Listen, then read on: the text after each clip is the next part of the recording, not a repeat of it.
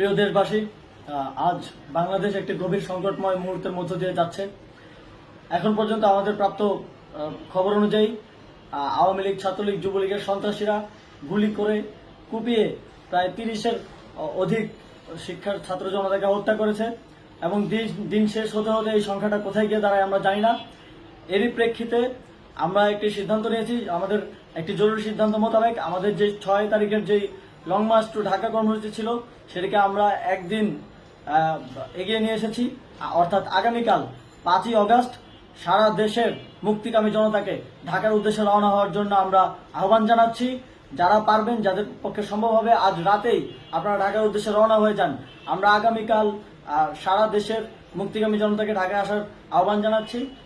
বিশেষ করে ঢাকার আশেপাশের যে জেলাগুলো আছে, আপনারা দায়িত্ব নিয়ে মসজিদের মাইকে ঘোষণা দিয়ে যাদেরকে পাবেন সবাইকে নিয়ে ঢাকার উদ্দেশ্যে রওনা হন। এই লড়াই আমাদের জন্য একটি চূড়ান্ত লড়াই। আমরা চূড়ান্ত ঘোষণার জন্য প্রস্তুত। আমরা গণভবনের দিকে যাত্রার জন্য প্রস্তুত এবং সেই উদ্দেশ্যেই আপনারা সবাই ঢাকা আসুন। আমরা আপনাদের সবাইকে নিয়ে আমাদের চূড়ান্ত দাবি আদায়ে এগিয়ে যাব।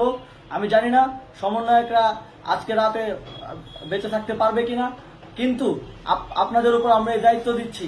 আপনারা সবাই নিজ দায়িত্বে ঢাকায় আসবেন আগামীকাল এবং পরশু পরিস্থিতি বিবেচনা করে পরশু গণভবনের দিকে 4 দিক থেকে আমরা রওনা হব।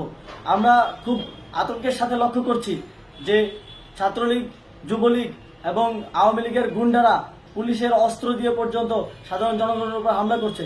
কিন্তু একটি সুখের খবর হচ্ছে, সারা দেশের বিভিন্ন স্থানে সেনাবাহিনী ছাত্র জনতার পক্ষে দাঁড়িয়েছে। আবার কিছু কিছু জায়গায় যেমন মিরপুর ও মোহাম্মদপুরে সেনাবাহিনী ছাত্র জনতার বিপক্ষে দাঁড়িয়ে গুলি চালাচ্ছে। আমরা সেনাবাহিনীর প্রতি আহ্বান জানাতে চাই, আপনারা এদেশের নাগরিক এবং আপনারা এদেশের নিরাপত্তার দায়িত্বে আছেন, এদেশের জনগণের যানবাহনের নিরাপত্তার দায়িত্বে আছেন। আপনারা দেশের পক্ষে এবং দেশের জনগণের জন্য কাজ করবেন। কোনো খুনি সরকারের জন্য, কোনো খুনি রাজনৈতিক দলের জন্য কাজ করবেন না। এটি এদেশের জনগণ আপনাদের থেকে প্রত্যাশা করে।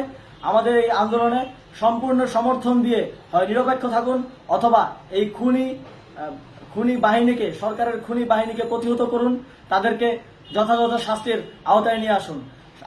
যেই কারফিউ সরকারের পক্ষ থেকে ঘোষণা করা হয়েছে, আমরা স্পষ্টভাবে বলতে চাই, সেনাবাহিনী এই ধরনের কোনো কারফিউ বাস্তবায়নের জন্য মাঠে না নামে।